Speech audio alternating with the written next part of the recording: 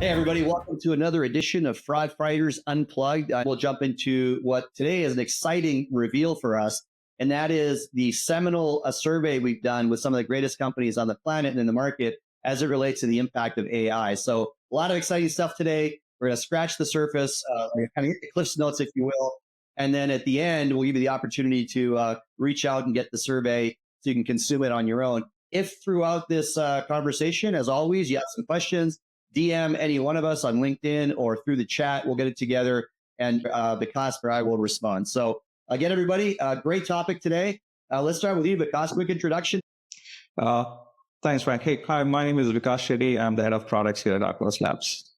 Appreciate you contributing, especially given that this is a core kind of technical and domain area for us. It's really emerging. One of the things that strikes me as we went through this survey, and I think it's implicit in most of the conversations that we've had and most of the data that came back, is that one of the challenges that we're all dealing with and grappling with as it relates to how AI is being used as an accelerant or as a force multiplier, in attacks, is that it's designed in a very real way to be emulating and mimicking human behavior. And so one of the things I find interesting is you'll hear in the survey, or you're reading the survey and hear from others out in the industry, they'll say, we're not really sure how much of this stuff is AI driven because we can't really tell. We know volumes are up, we know attacks are up, but what makes it really interesting and challenging is the more it mimics human behavior, unless you're prepared, the more you get into the reality that you assume it's okay and it isn't because it just looks like normal traffic. So why don't we start there, because talk about how this new technology, this new, what I call the force multiplying effect of AI,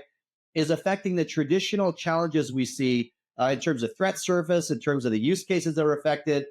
Yeah, Frank, I think you're spot on. I think what has happened is with Gen AI, it's pretty much supercharged all kinds of traditional attack vectors, be it ATO, bot attacks, or phishing. And phishing is one of the areas where AI is impacted the most. Emails look pretty much like human. It's very difficult to differentiate between the phishing email and Gen AI email. And there are new vectors. Deepfake is a new attack vector with AI, with vision technology. So it's a new world. It's a new world with new sets of challenges, and Gen AI is making it difficult. Yeah, because it's so interesting what you said. We know anecdotally that attack volumes are up. We know, for example, in our own global network, we're almost approaching 3 period over period, year over year, in the volumes of attacks by bots. I think that's having a profound impact. And we're also seeing, I think, the reality, I'll talk about this in a minute, of how this same technology is enabling crime as a service and phishing as a service. You mentioned MFA compromise is one of the hottest topics right now, and that's 100% being driven by it. So it's so interesting you said that. All of us are, long in tooth in the cybersecurity community. We've been doing this a long time.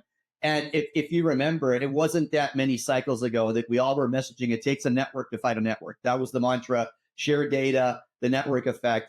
And I think what's happened now is we call it data fusion now, right? The ability to share not just threat information and insights, but hey, be on the lookout. We just saw this attack; it's coming, and it's driving some real interesting behavior. I mentioned CAS, crime as a service, phishing as a service earlier. One of the areas where clearly AI has been an accelerant is in developing very robust profiles that have reputational elements that people can believe. I can go into AI today and I can jump into any of the chat GPTs out there, and I can pick information that creates a degree of believability in my story. I was at the same Virginia Tech game you were at. We frequented the same bar at Santa Clara. Those kinds of things that allow people to drop their guard. And then the other thing that AI does really well is it then allows, I think, at scale to emulate sites. Fishlets being the great example, because we talk about V3B and its ability to create templatized for sale templates of European banks, clearly accelerated through AI and offered with guarantees of authenticity. That's how good it's become. So maybe speak to that, the quality of the data and how these for-pay subscription platforms are being enabled by AI. In that environment, it's impossible internally to keep up. You have to be partnering with people that are in the fight because they're seeing these attacks across the industries, across verticals, and being able to create mitigants they can share. So start with the first part of that, the authenticity and the, if you will, the believability of these templates, and then maybe talk about that idea of data fusion, both internally and externally. Yeah. I think the point that you brought up is actually it's so relevant, especially in the space of, let's say, phishing, right? What happens is this, right? In the past, if you have to really look at or identify, phishing emails or even ETO or fake accounts, right? You would use the signals, but you also look at behavioral analytics. You'll go and analyze the website. You look at the profile. You'll see the kind of information that you have in the profile. With Gen AI, you can actually create a persona. You can actually mimic a persona. It can read up all your context and then build, for instance, an email that looks very genuine.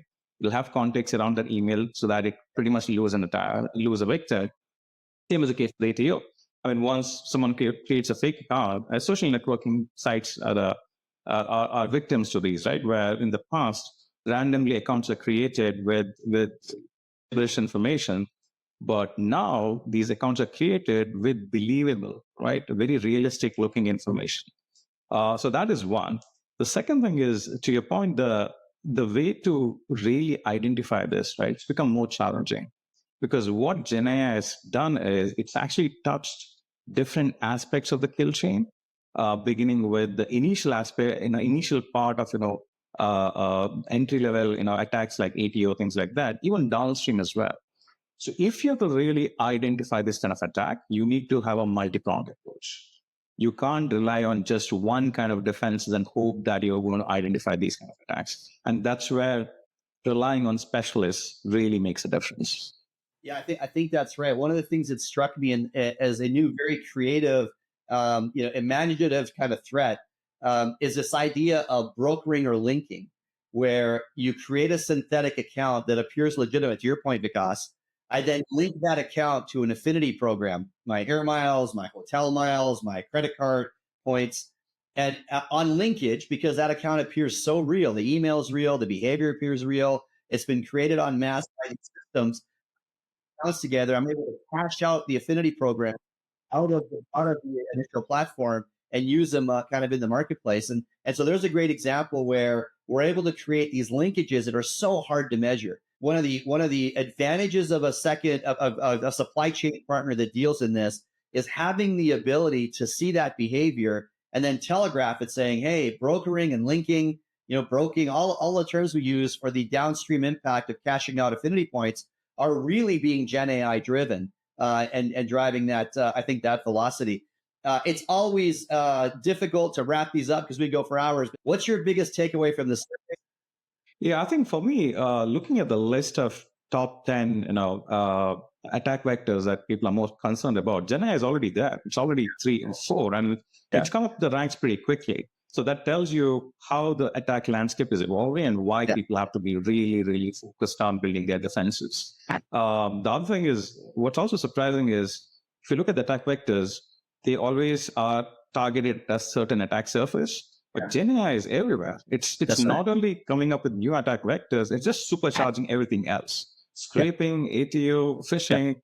So this is going to stay here for some time to come. And I think everyone has to be start looking at their defenses, putting in the right measures.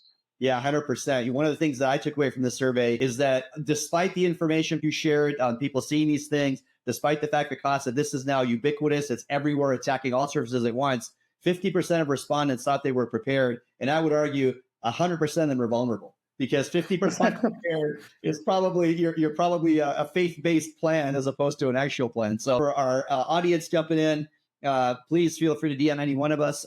Can get you copies of the AI survey. It's fantastic, insightful information. Stay safe out there. Thank you for being in the fight. And until next time, this has been Fighters Unplugged. Have a great day, everybody. Thank you. Bye.